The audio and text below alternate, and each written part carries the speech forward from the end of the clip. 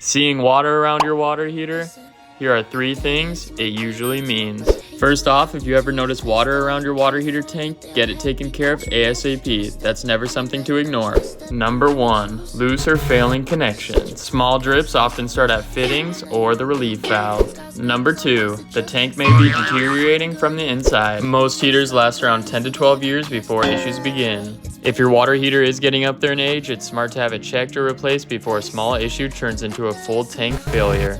And number 3, sediment at the bottom of the tank. This can cause overheating, noise, and pressure problems, leading to leaks. If your water heater is leaking or due for maintenance, call Wheelhouse Plumbing, Heating, and Cooling, and we'll get it running smooth.